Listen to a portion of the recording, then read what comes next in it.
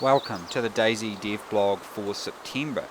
It's been quite an exciting month for us. We've had game shows, development, all sorts of things happening. So what we're going to do today is I'm just going to wrap up what some of the actions have been recently on that. Firstly, I guess we've got the usability improvements. So we got a lot of good feedback from Gamescom, and I'm going to go through those and detail them. You're going to see a few new items. We've got item degradation due to getting shot damage, ballistic armor protection, restraining of players, and I'll also finish off with talking about a bit of time that we're spending on the network bubble, redoing the zombie AI from scratch, as well as moving into our new offices, which is what happens next week. So without further ado, I suppose I will crack into it.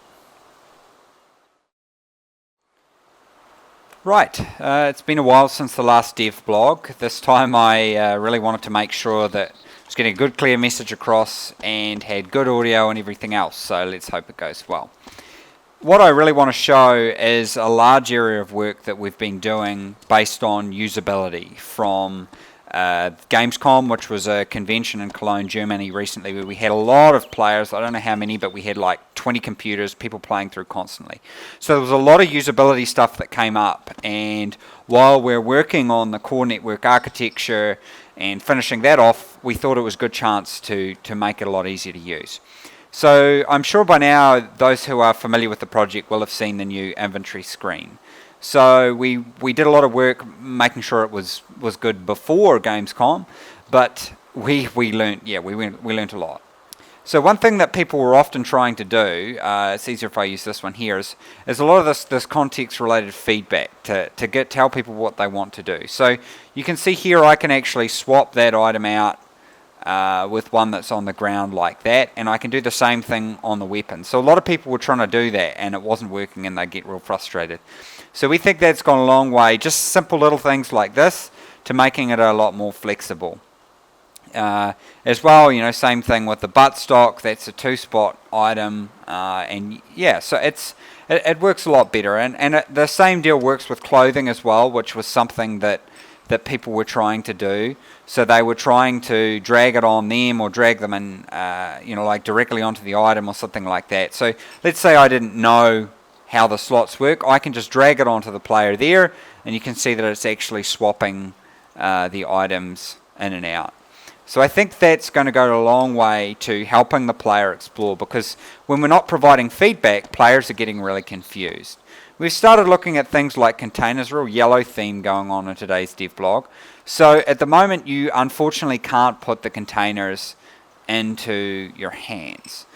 This is something that we want to do coming up in the future, as the idea is you can actually put the container onto your hands and see it open, but for the moment it's in there. So the idea is to have these different containers that you can do different stuff with. So I've put it on here, and I can actually open that up and then get those out. Notice how it takes up a lower space. We're going to be putting some restrictions around how different containers work and that kind of thing, but we think it's a pretty exciting area for a development as well. Yeah, so I think these usability improvements combined are going to go a long way to making things a lot more easier for the player to use and actually go around inside the environment. One of the things players might know as well is that we've now started to put a lot more of the transitions back in. As we've moved to this new skeleton rig, the animators have been very busy trying to add lots of different animations, and we didn't have a lot of transitions from those. So you can see here with me running around essentially like an idiot, you can see that now there's a lot more of the transitions. Now this is based on some feedback that we had from players both at Gamescom and on the forums, was that while armor can feel a little bit, for want of a better word, janky, what we're aiming for is, I guess, is a balance between that. We want it to be usable, but we also want your character to feel not so much inhibited, but definitely, that they're running around in a real environment. So this is, I must stress, this is definitely not final. It's basically the animators are now just starting to get the chance to actually start playing with some of these things. And the other week I actually brought up the point that we're looking at for third person here, actually bringing the camera right in, so that the camera will be, I can't demonstrate it here, but essentially the camera will be right in above the player's shoulder during certain movements. And I think that that's going to go a long way in actually improving how third person will be able to be used. You know, we certainly want to allow for people to turn third person off and that kind of thing, but I think that that having a camera-based solution will definitely be really useful in that regard. We took a lot of feedback with regard to how the reloading mechanism works. So originally in Gamescom you actually found little boxes, or you could just find loose stacks like these rounds here, and you unpack them and you could load them. Now currently we don't have it that you can actually load it while it's on the weapon, and I realize some people think that this is going too far in terms of realism, but we really feel like magazines actually want to be a commodity, and we want to have lots of commodities in the game that you can find, because it adds a real sense of economy and encourages trading and all those sorts of things that we really want to push with the standalone. So at the moment you actually have to take it off, but what we have been looking at doing is starting to play with this concept of putting things in your hands, and you can do that quite simply from the hotbar, or you can do what I did there, and you can actually load the ammunition directly in your hands. We don't have an animation or much feedback at the moment, but you can start to see the basic stuff formulating there. So I can actually, to give you an example, to swap the item in my hand and to reload it is a lot easier to do than previously.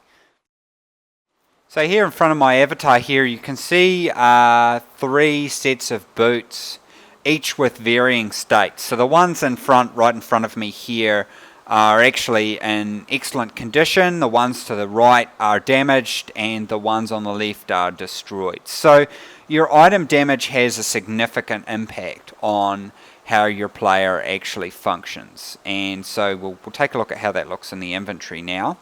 So if I hover over these items, I can see these are very poor, these are destroyed, and these are in excellent condition. So if I run around in these destroyed boots now, I will actually start getting a foot injury. Now if you're walking around and you get shot in the legs or in the chest or something like that, the items actually get damaged based on where you're shot. So I'm actually wearing a ballistic vest. We've tried to add in some military stuff, but you can see this one here is much more like like you'd find from obviously a presser reporter or something like that. So if I got shot in the chest, that's actually going to take some damage before the other items get damaged. But if I wasn't wearing that, anything inside my jacket will then get damaged. So these things I think are going to have a big impact on the kill on sight mentality and things like that. And I think item degradation, not just with the boots but with all items and clothing, actually will come to have a very significant impact, even on things like your weapon, opening cans of beans with can openers and things like that. So now what I'm going to demonstrate is something I talked a bit at Gamescom about, which is what we've got for player restraining. So here I've got a player who's in a surrendered position. The player can get out of this. They can activate this themselves by pushing a gesture key or something like that. So what I'm going to do is I'm actually going to set up now my quick bar so that I can use it with a couple of items in my inventory. So if I now press 3, you can see down there that I actually have handcuffs in my hands, and I can use that on the player here and actually handcuff them. So I'm going to select that, and I've got it enabled now for all messages to come through. So in the bottom left there, you'll see the message that the other player gets, and the message that the player themselves get is the one that's in the yellow one there. Oh, sorry, the yellow one's the one that I get. So you can see now that the player here has actually been subdued, and they are now handcuffed and they cannot move around. if they try and move, what happens is that they're basically able to struggle. So you can see now that the player is starting to struggle to get out of their restraints. And if I left the player there, they will eventually get out of their restraints. And this is quite a unique mechanic, I guess, because I think people can see what's going on and they can tell you to stop. So basically you just hold down a key and you start struggling. But I'm going to put this player out of their misery, and I'm actually going to unlock handcuffs here. So you see I reach forward, unlock the handcuffs, and the player is now free to move around. And I have the handcuffs and the keys back here as well. Okay, so now I've given us a player that we can interact with here, and notice that she's wearing one of those ballistic vests that I had on before. So what I'm actually going to do is make sure that I have some ammunition, and then I'm actually going to shoot that character, and we're going to see the degradation that it actually applies and put the wrong magazine off. You can see I'm switching the magazines here simply by pushing my hotkey button, and it's actually alternating between those magazine types.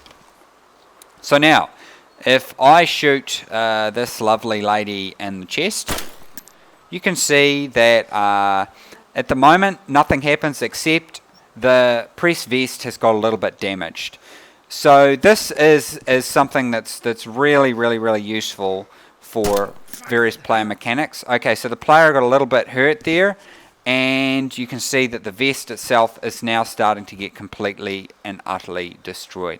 Now if I bypass the vest and shoot directly in the arm, you can see now the player is also bleeding as well from the exact point that I shot at. And this is because the ballistic vest got damaged, and there was some damage left over. So now I'm actually going to shoot the player, and you can see the shirt there is really starting to get badly damaged. So if I get right up here, and I can see in here, the shirt is in destroyed condition. And not only that, but the items that were on the shirt are actually destroyed.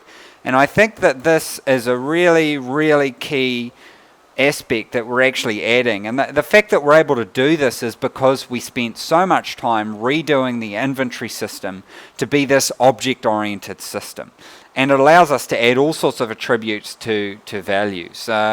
So I really do think that this, combined with the restraint mechanic, is going to allow us to to at least make some inroads on that basic sort of shoot on sight mentality. Because if you shoot a player, there's a real danger that you're actually going to destroy the items that they have on them. So now I want to just so that nobody says that I'm sexist, because I was shooting a female character before, now I'm actually going to demonstrate on this guy who's kind of semi-militarified. So we're really spending a lot of time creating different clothing items, and you can see some of the work that's been done here on this character who's wearing quite military style stuff. So he's got our placeholder Kevlar helmet, he's got an olive shirt on, he's got a military style vest that allows him to store items, and he's got the good old fashioned cargo pants on. So normally if you shoot a player in the head, naturally you would expect him to die, but if I do a glancing hit with this, and hopefully a bit of work, so you'll see that he got hit. Ignore the blood splatters, we haven't tidied that up yet. But you see he's actually still okay. And if I shoot him again, he's not liking that, and he's actually taken some damage. So we can wait and he'll stand back up. So he's actually bleeding from the head now. And what I want to do is kind of just make it go all over. So the bullet actually went through his head there, and has actually also damaged the tactical shirt, which is quite bad, and in fact it's even damaged the destroyed the camo there. It might be a little bit overpowered for this demonstration here at the moment, but you can see where we're going with that concept, and how hopefully it will go some way to changing the kill on sight mechanic. I guess not super overpowered. So the first couple of hits actually destroyed the helmet, and it was the last hit went through the tactical shirt and the assault vest. So I need to play with the values quite a lot to get them working right. but you can see the basics of the concept now. So if I took those on and I actually put on his assault vest here, you can see that even though it's on my character, it's really badly damaged and is not going to be any good to anybody. And if there were any items inside that, that would also be reflected as well in that. So we haven't, another thing to note while I'm kind of here is that we haven't actually got the cursor system. Many of you saw Dyslexi's great information based on how we can play with that, and we are committed to doing that, but it just hasn't happened at the moment. So if I, again, to labour back that point there before, if I put that tactical shirt on by swapping it out, you can see that now my my shirt is actually destroyed. It looks kind of cool, actually. Yeah, the material files we've got, you'll notice they're a little bit stretched. They're only placeholder at the moment. We just really wanted to make sure that yeah, that we were really perfecting things with it. So I'm going to get my clothes back off this player here because I don't like it. Yeah, so I think players are going to have a lot of fun with these new systems that we've created.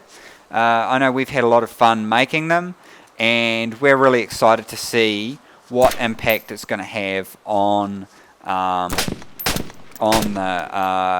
kill on sight mentality and those things like that. I think there's going to be a lot more instances where players will actually hold up other players, will be restraining them, and this kind of thing. Something else that we received feedback on, a lot of little bits and pieces of feedback around, just about everything on the forums, on Reddit and things like that, is making some of the items much more interchangeable and usable. So you can see now, if I drag the bayonet on here, I can actually open the can of baked beans with the bayonet. It hasn't affected the item's condition straight away, but if I did that a lot, it will actually really start to affect it. And now you can see I can't eat those. I'm right-clicking here; it doesn't work. But ones that are open, I can actually eat some of them. So yeah, this is something that we've been working on a lot, and we're very pleased with, about starting to slowly just increase the amount of interactions that are happening in the world, and making that much more interesting. So one area that I've talked about previously is the zombie AI. So as many people are aware, I've been working on this with some of our programmers for basically the last year, looking to see how we can get zombies to work better in DayZ. Basically, the conclusion that I came to was I made a proposal to entirely replace the way that we'd approach zombie AI completely. So that's going to replace the work that I've been undertaking on that for basically the last year. But I think we've gone as far as we could with the existing system, and we need a custom system designed from the ground up. Now, just to note that this does not affect the alpha release. It will be, the system we have at the moment is probably good enough to kind of meet what we need to for the alpha release, or we could always just do the release without zombies. There's those two options if there's performance issues. But you never know, it might be in time for us to do our initial alpha. So the proposal that came up was that zombies will chase players and avoid collision. It's very simple. The existing system is designed for armor, which is where you have a soldier for running from point A to point B. And so the new system is actually very simple. The zombies will only pathfind for a short distance in front of them, and otherwise they'll avoid collision. We are going to take some of the systems that are already in place and sort of repurpose them for what we need. This is currently tasked with one of the new senior programmers who's joined the team from another project, and there'll be more information about that later. And they're being overseen by the existing engineering programmers that we have, who are the creators of the actual engine themselves. So yeah, I'm looking forward to talking about that more in a future Devblog. The final thing I wanted to talk about was the famous network bubble. So essentially, the idea of this is that at the moment in Armour, you receive all updates for everything that happens around you. So if someone opens a door in Kamenka and you're located over in Electra or something, you're going to receive all the updates. Now, this wasn't so much of a problem with the mod, but it's a great problem when we have about 100,000 items and say 5,000 zombies and 150 players on the map. So in order to make our alpha period worthwhile, we want to release with this network bubble, and it's the last task remaining before we do that. So this is in progress by Andres Spaniel. He's the co-founder and most senior programmer in the company. He's the guy with others who designed the engine, which has spawned Operation Flashpoint, all the armors, virtual battle space, and now DayZ. So he's very pleased with the progress, and I will be regularly reporting on how the testing goes with that. But there's really not much to say at the moment. We haven't done any large-scale testing with it, but he's very happy with it and doesn't seem to think it's too big a task. So I'm looking forward to reporting on that soon. Well, that's all I've got for the Devblog this week. Hopefully you've enjoyed the outline of the progress, and the Devblog was a bit more focused than previous ones, and hopefully the sound was a bit better than last time as well. We're really happy with how things are progressing. We move into our new offices in central Prague next week, and a bunch of our new hires are all starting to turn up now, so it's very, very busy for us around here. There's still no set release date for the alpha. We're waiting on the confirmation of the multiplayer performance that we believe the network bubble will give us. I really can't stress how critical this is. There's no point in us releasing the alpha unless we know the multiplayer performance is at a point where we can test it with large amounts of players. And as soon as that's in, we'll push the big red button and lots of fun will happen. Thanks very much.